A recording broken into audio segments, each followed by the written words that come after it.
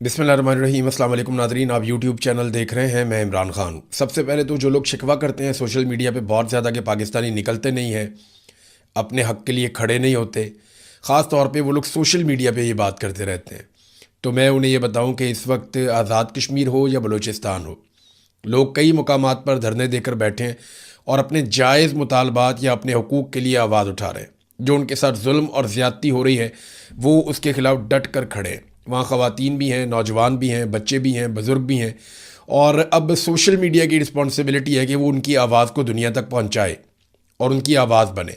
وجہ یہ ہے کہ وہ دور دراز علاقوں میں بیٹھے ہیں، وہاں پہ انٹرنیٹ بند کر دیا گیا ہے اور پاکستانی میڈیا کو بالکل اجازت نہیں ہے کہ وہ ان کی کوریج کرے یا دنیا کو بتائے کہ وہ لوگ کیا مطالبات کر رہے ہیں اور ان کے اوپر کیا حالات گزر رہے ہیں۔ میں اپنی ذمہ داری پوری کروں گا۔ میری آپ سب سے گزارش ہے کہ اس وقت پوری دنیا تک بلوچستان کے لوگوں کی آواز پہنچائیں اور کشمیر کے لوگوں کی آواز پہنچائیں، تاکہ وہ سخت موسموں کے اندر بیٹھ کر اس وقت جو احتجاج کر رہے ہیں یا اپنے حق کے لیے کھڑے ہیں انہیں مایوسی نہ ہو۔ ان کی آواز بننا ہم سب کی ذمہ داری ہے۔ بلوچستان میں ایک دھرنا ختم ہو گیا، ہنا اوڑک کا جو ایک دھرنا تھا وہ ختم ہوا، اور اس کی وجہ یہ بتائی جاتی ہے کہ کچھ لوگ بازیاب ہوئے ہیں اور کچھ یقین دہانیاں کروائی گئی ہیں حکومت کی جانب سے، جس کے بعد ان کا وہ دھرنا ختم ہوا۔ لیکن باقی جگہوں پہ دھرنے جاری ہیں۔ زیارت کے جو لوائقین ہیں وہ بھی اس وقت دھرنے دے کر بیٹھے ہوئے ہیں۔ جبکہ ایک اور انفارمیشن مجھے ملی جو بڑی حیران کن اور پریشانی والی بات ہے کہ جو پولیس اہلکار ہیں وہ اپنے استعفے جمع کروا رہے ہیں۔ اس کی کنفرمیشن نہیں آ رہی، لیکن یہ بار بار گردش کر رہی ہے سوشل میڈیا پر، یا بلوچستان میں لوگ کلیم کر رہے ہیں بار بار، کیونکہ جب تک سرکاری طور پہ اس کی تصدیق نہیں کی جاتی تب تک ہم کچھ کہہ نہیں سکتے، اور سرکار ایسی خبروں کی تصدیق جلدی کرتی نہیں ہے۔ بہت زیادہ ڈی مورال ہوئی ہے پولیس اور سیکیورٹی فورسز بلوچستان میں، اور انہیں لگا کہ انہیں اکیلا چھوڑ دیا گیا مرنے کے لیے، اور ان کا ساتھ کسی نے نہیں دیا جب وہ دہشت گردوں کا مقابلہ کر رہے تھے۔ 200 کی تعداد میں دہشت گرد آئے ہوئے تھے اور وہ چاروں طرف سے گھیر کر گولیاں چلا رہے تھے۔ ایسے میں نہ تازہ کبک بھیجی گئی اور نہ ہی ہتھیاروں کی سپلائی بھیجی گئی، بلکہ کچھ لوگ یہ دعویٰ کرتے ہیں کہ جو سپلائی ہتھیاروں کی آ رہی تھی اس کے رستے میں بھی روڑے اٹکائے گئے، جبکہ عام شہری نکل کر پولیس کی مدد کرتے رہے، کوئی فائدہ نہیں ہوا۔ اور پھر جو پولیس کے ساتھ ہوا، جس طرح ان کی لاشوں کے ساتھ ہوا، جیسے بے حرمتی کی گئی، یہ سارا کچھ اب تاریخ کا حصہ بن گیا۔ تو پولیس اب اس وقت بہت ناراض ہے، نہ صرف ناراض ہے بلکہ وہ خوفزدہ بھی ہیں کہ انہیں تو جیسے ایک چارے کے طور پہ استعمال کیا جاتا ہے ویسے استعمال کیا جا رہا ہے، لہٰذا اب وہ استعفے دے رہے ہیں۔ الگ الگ اطلاعات آ رہی ہیں، کبھی تصاویر لگا کر بتایا جاتا ہے کہ یہ پولیس والے انہوں نے استعفیٰ دے دیا، کبھی کوئی ڈاکومنٹ دیا جاتا ہے کہ یہ پولیس والے انہوں نے بھی ریزائن کر دیا۔ اب سرکار اس کے اوپر کیا حکمت عملی بناتی ہے یہ ہمیں آنے والے دنوں میں پتہ چلے گا۔ لوگ کافی ناراض ہیں بلوچستان میں، وہ اس وجہ سے بھی ناراض ہیں کہ ہمارے وسائل کے ساتھ، یعنی ہمارے پیسے پہ لیے ہوئے قیمتی جہازوں پہ بیٹھ کر شہباز شریف اور فیلڈ مارشل کوئٹہ آئے، لیکن انہوں نے ہماری بات ہی نہیں سنی، ہمارے شکوے ہمارے گلے سنے ہی نہیں۔ تو اس بات کے اوپر انہیں کافی تکلیف ہے۔ جو وزیر داخلہ ہے جس کو اس وقت بلوچستان میں ہونا چاہیے تھا، وہ ورلڈ ٹور کر رہا ہے، کبھی اقوام متحدہ کے اندر، کبھی کہیں پہ، کبھی کہیں پہ، پھر زودان ممدانی سے ملاقات کرنی ہے امریکہ میں، جو نیو یارک کا میئر ہے، ابھرتا ہوا لیڈر ہے اور بہت تگڑا سیاسی لیڈر ہے وہاں پہ امریکہ میں، اور بڑی مقبولیت ہے اس کی پبلک میں، اس سے بھی ملاقات کے لیے دعوے کیے جا رہے تھے۔ وہ ملاقات تو کٹائی میں پڑ گئی۔ اس کی وجہ یہ ہے کہ محسن نقوی کے بارے میں پاکستانیوں نے امریکہ میں باقاعدہ یہ ٹرینڈ چلایا، اور امریکن سرکار کو تو وہ نہیں قائل کر سکے کیونکہ وہاں پہ ڈونلڈ ٹرمپ ہے، اس کو کوئی فرق نہیں پڑتا، لیکن زودان ممدانی جو ہیں، جو میئر ہے نیو یارک کا، اس کی ٹیم کے ساتھ رابطہ کیا، ان سب کو ٹیگ کر کے باقاعدہ کمپین چلائی۔ اس میں کچھ ڈاکٹرز ہیں وہ بڑے امپورٹنٹ رول پلے کرتے رہے، اس کے علاوہ کچھ صحافی بھی ہیں، وقاص احمد صاحب بھی ہیں۔ وہ لوگ یہ لکھتے ہیں کہ اگر آپ محسن نقوی جیسے فاشسٹ آدمی سے ملاقات کرتے ہیں تو اس کا مطلب ہے کہ آپ ان لوگوں کے ساتھ تعلقات بنا رہے ہیں جنہوں نے مجھ پر دباؤ ڈالنے کے لیے میری فیملی کو پاکستان میں اغوا کیا اور انہیں نقصان پہنچایا۔ یہ کام تو احمد نورانی صاحب کے ساتھ بھی کیا گیا، شہباز گل کے ساتھ بھی کیا گیا، ان کا بھائی اٹھا لیا، یہاں پہ جو شہزاد اکبر صاحب ہیں ان کے ساتھ یہ کیا گیا، اظہر مشوانی کے ساتھ یہ کیا گیا، کئی لوگوں کو خود اغوا کیا گیا، کئی لوگوں کی فیملیوں کو اغوا کر لیا گیا، کئی لوگوں کے خاندانوں کو دربدر کر دیا گیا۔ تو یہ سب کی کہانی ہے۔ تو اب جو انفارمیشن آ رہی ہے، اب تک کی اطلاع ویسے یہ بہت گھنے ہیں, کوئی پتہ نہیں ان لوگوں کی ملاقات ہو ہی جائے, پورا زور اور طاقت تو یہ لگا رہے ہوں گے. لیکن اب تک کی جو اطلاع آ رہی ہے, ممدانی نے ملاقات کرنے سے انکار کر دیا, اور یہ دعویٰ کیا جا رہا ہے سوشل میڈیا کے اوپر جو ایکٹیوسٹ ہیں امریکہ میں موجود پاکستانی, ان کی جانب سے, کہ جناب جو ایک پہلے ملاقات طے کی گئی تھی وہ ملاقات اب کینسل کر دی گئی ہے. میئر ممدانی کی جو کمیونیکیشن ڈائریکٹر ہیں انہوں نے یہ سٹیٹمنٹ دیا اور یہ دعویٰ کیا مہلکہ سمدانی نے کہ اب ممدانی ملاقات نہیں کر رہا محسن نقوی سے, کیونکہ اس کو اس بات کا آئیڈیا ہو گیا کہ یہ فاشسٹ لوگ ہیں, انہوں نے پاکستان میں قتل و غارت گری کی ہے, بہت نقصان پہنچایا ہے پاکستانیوں کو, لہذا وہ ملاقات منسوخ ہو گئی ہے. وزیر داخلہ کو اس وقت ہونا چاہیے تھا بلوچستان میں, لیکن وہ دنیا کا ٹور کر رہا ہے, کیونکہ عاصم منیر صاحب سے جو تعلق داری عزیز داری ہے وہ شوق پورے کرنے کے لیے. اس آدمی کو شوق تھا وزیر اعلیٰ بننے کا, 1 سال تک وزیر اعلیٰ رکھا گیا. اس آدمی کو شوق تھا کرکٹ کے میدانوں پہ راج کرنے کا, اس کو پی سی بی کا چیئرمین بنا دیا گیا. پھر شوق پورا کیا گیا, پاکستان کا سب سے طاقتور عہدہ وزیر داخلہ پاکستان بنا دیا گیا, سینیٹر بنا دیا گیا. پھر اب شوق پورا کیا جا رہا ہے, وزارت خارجہ کا بھی شوق پورا کرنا ہے. تو عاصم منیر کے اقتدار کا سب سے زیادہ فائدہ اگر کسی کو ہوا تو وہ محسن نقوی کو ہوا. ایک دن رانا ثناء اللہ نے کہا کہ جی محسن نقوی صاحب کی بڑی مہربانی ہے کہ وہ کہیں شہباز شریف صاحب کی جگہ وزیر اعظم نہیں بن گئے. تو اگر فیلڈ مارشل عاصم منیر چاہیں تو کسی وقت بھی کوئی نگران سرکار بنا کے یا قومی حکومت تشکیل دے کر وہ محسن نقوی کو وزیر اعظم پاکستان بھی بنا سکتے ہیں. انہیں پوچھنے والا کون ہے؟ جو دل کرتا ہے ڈنڈے کے زور پہ کرتے چلے جا رہے ہیں. پاکستان میں کشمیر کے حالات ناظرین یہاں تک پہنچ گئے ہیں کہ جیلوں کی صورتحال کافی خراب ہے. مجھے کئی لبھائقین نے بتایا کہ جیلوں کے اندر جو ان کے پیارے بند ہیں یا جنہیں پکڑ لیا گیا اس تحریک کے دوران, انہیں مجبور کیا جا رہا ہے ویڈیو بیانات دینے کے لیے. خاص طور پہ میں نے آپ کو پہلے بتایا تھا کہ احمد فرحات صاحب پہ بہت دباؤ ہے اور انہیں کہا جاتا ہے کہ آپ ایک ویڈیو بنائیں اور ویڈیو بنانے کے بعد آپ اپنے گھر جائیں, لیکن وہ ویڈیو بنانے سے انکاری ہیں, وہ ویڈیو بنا نہیں رہے.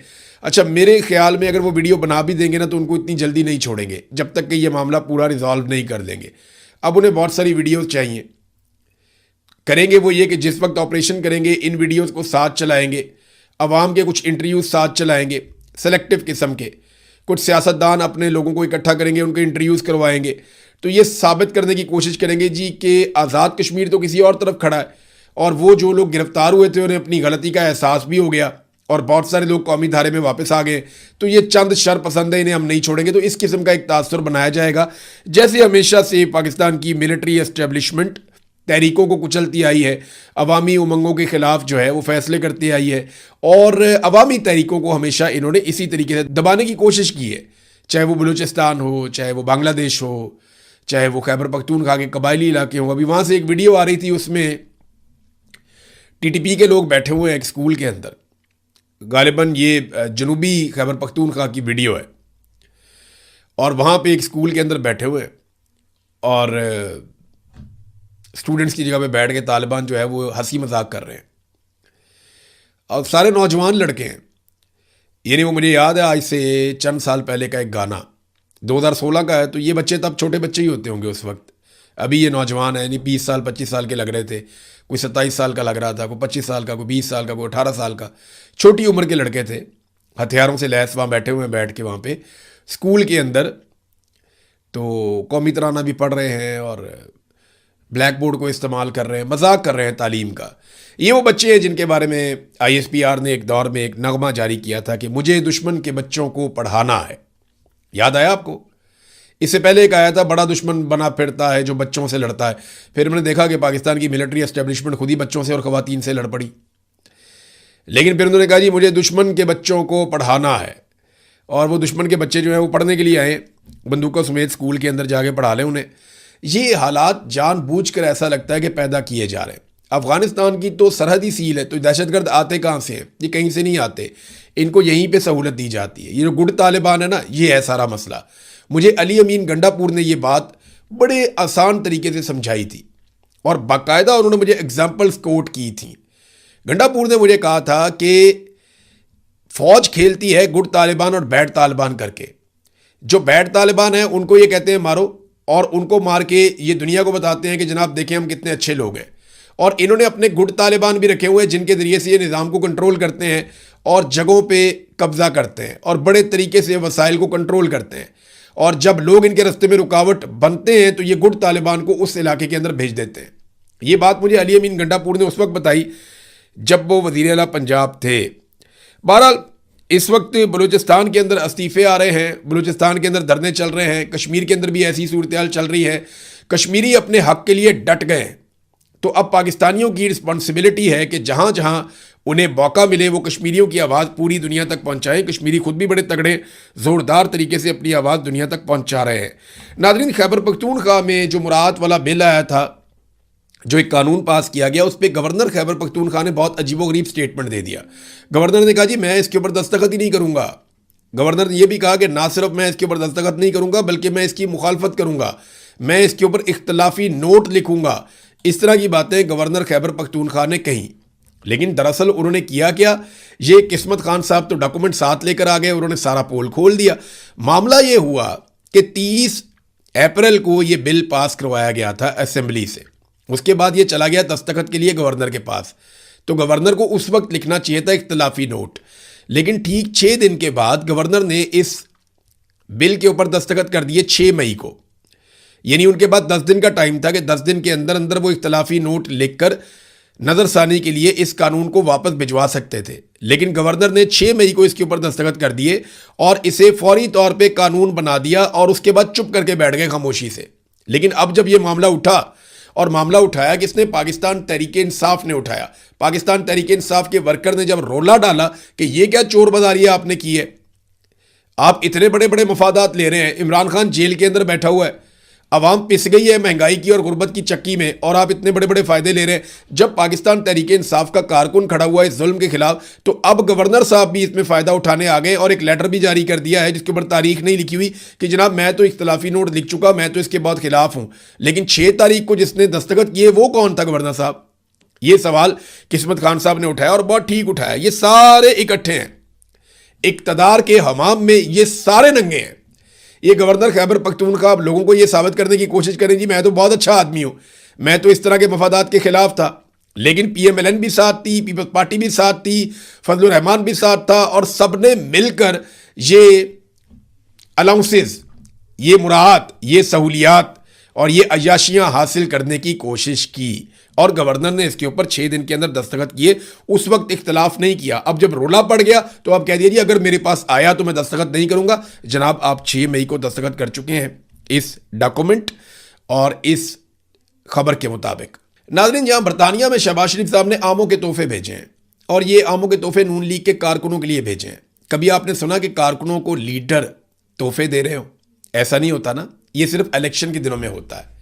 پاکستان کے اندر جب الیکشن آئیں گے تو کارکنوں کو جا کے ٹھوڑیوں کو ہاتھ لگائیں گے, ان کے آگے ہاتھ جوڑیں گے, ان کے دروازوں پہ کھڑے ہو جائیں گے ووٹ مانگنے کے لیے. لیکن ابھی تو ووٹ کا سیزن نہیں ہے.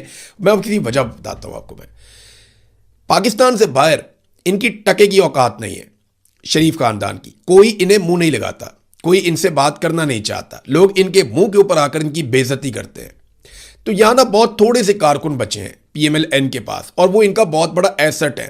وہ ایک ایک کارکن کو ہیرے کی طرح ٹریٹ کرتے ہیں, اور انہیں پاکستان سے وزیر اعظم پاکستان اپنے خرچے کے اوپر نہیں, پاکستان کے خرچے کے اوپر آموں کے تحفے بھجوا رہا ہے کہ جناب یہ آم کھائیے, اور جب کبھی نواز شریف کسی مشکل میں آئے تو اس کے سامنے آ کر کھڑے ہو جائیے گا. جب کبھی عوام نکلے اور نکل کر نواز شریف کو برا بھلا کہے تو آپ نے اس کے سامنے ڈھال بن جانا ہے. تو کیونکہ ان کو کارکن ملتے ہی نہیں, بہت تھوڑے سے ہیں بیچارے, بالکل آٹے میں نمک کے برابر, تو ان کو خوش رکھنا ان کے لیے ایک بہت بڑا مسئلہ ہے. اور میں وہ ویڈیوز دیکھ رہا تھا کہ بڑے فخر کے ساتھ کارکن دکھا رہے ہیں جناب میاں صاحب نے ہمیں یہ آموں کی چھوٹی چھوٹی پیٹیاں بھیج دی ہیں, اور کبھی بریانی کے اوپر, کبھی آموں کی پیٹیوں کے اوپر, کبھی کسی چھوٹے موٹے فائدے کے اوپر. یہ ایسے ہی بیچارے چھوٹی چھوٹی چیزوں کے اوپر خوش ہو جاتے ہیں. تو چلے اللہ تعالیٰ انہیں خوش رکھے. ویسے انہی کاموں پہ لیڈرز نے عوام کو بڑے لمبے عرصے سے لگایا ہوا ہے. ناظرین, مریم نواز کا ایک ہی فلیگ شپ پروگرام تھا جو ان کا سب سے بڑا پروگرام کہا جاتا ہے, اور نواز شریف اور مریم نواز نے اس دور میں اگر کوئی واحد کام کیا تو وہ ستھرا پنجاب کا کام تھا کہ جناب یہ انہوں نے کیا ہے. اس کی حالت اب میں اگر آپ کے سامنے رکھوں تو آپ حیران ہو جائیں گے. ستھرا پنجاب کے جتنے بھی ٹھیکیدار ہیں, یہ پروجیکٹ اس طرح سے کام کرتا ہے کہ ٹھیکیداروں کو انہوں نے آگے سے ٹھیکے دیے ہوئے کہ آپ نے فلاں فلاں فلاں فلاں ایریا آپ کی ذمہ داری ہے, سرکار آپ کو پیسہ دے گی, آپ ان علاقوں کی صفائیاں کریں گے, سرکار عوام سے پیسہ اکٹھا کرے گی, سرکار اپنے اکاؤنٹ میں رکھے گی, ٹھیکیدار اپنے اپنے علاقوں کی صفائیوں کی ذمہ دار ہوں گے. جب وہ ٹھیکیدار صفائیاں کر دیں گے, ساتھ ساتھ جو عوامی پیسہ سرکار کے پاس پڑا ہے وہ اس میں سے اپنا حصہ نکال کے باقی ٹھیکیداروں کو دیتی رہے گی. یہ ہے فارمولا ستھرا پنجاب کا. کوئی یہ اپنے گھر سے نہیں لے کر آئے, لیکن انہوں نے ایک ہی کمپنی بنائی تھی, یا ایک ہی جو ان کا فلیگ شپ پروگرام تھا وہ یہ ستھرا پنجاب تھا. اس کی حالت یہ ہے کہ جناب چند دنوں میں یہ دوسری اپیل آ گئی ہے ٹھیکیداروں کی جانب سے, اور پورا ایک اشتہار جاری کر دیا گیا ہے. اپیل میں لکھتے ہیں, اپیل ثانی, محترم مریم نواز صاحبہ وزیر اعلیٰ پنجاب, ستھرا پنجاب پروجیکٹ کے تحت کانٹریکٹرز کے واجبات اور مسائل کے فوری حل کے لیے ہم دوسری اپیل کر رہے ہیں, اور ہم آپ کی خدمت میں ایک بار پھر انتہائی ادب اور احترام کے ساتھ درخواست کرتے ہیں کہ جیسا کہ ہم نے پہلے بھی آپ کی خدمت میں اپیل کی تھی, افسوس کہ ابھی تک اس پہ توجہ نہیں دی گئی. ہم شدید مالی مشکلات کا شکار ہیں. گزشتہ 6 سے 8 ماہ کے واجبات کی ادائیگی نہیں کی گئی. یعنی عوام سے پیسہ لے رہے ہیں, عوام کا خون نچوڑ رہے ہیں, لیکن پیسہ اپنی جیبوں میں ڈال رہے ہیں, ان سے طیارے خرید رہے ہیں, ان سے بلٹ پروف گاڑیاں خرید رہے ہیں, ان سے اپنے لیے عیاشی کر رہے ہیں, بیرون ملک دورے. لیکن جس عوام سے پیسہ لے رہے ہیں ان کے لیے جو ستھرا پنجاب کا ایک منصوبہ بنایا گیا ہے وہاں پہ وہ پیسہ ٹرانسفر نہیں کر رہے. 6 سے 8 مہینے ہو گئے ہیں, ٹھیکیدار کہہ رہے ہیں کہ ہمارے واجبات کی ادائیگی نہیں کی گئی, اور اگر یہ ادائیگی مزید نہیں کی جاتی تو پھر ہم کام نہیں کر سکیں گے. وہ کہتے ہیں جی ہمارے پاس گاڑیوں میں پیٹرول نہیں ہے, ایندھن نہیں, ہم کام نہیں کر سکتے, اور آپریشن ہمارے بحال نہیں ہو پا رہے.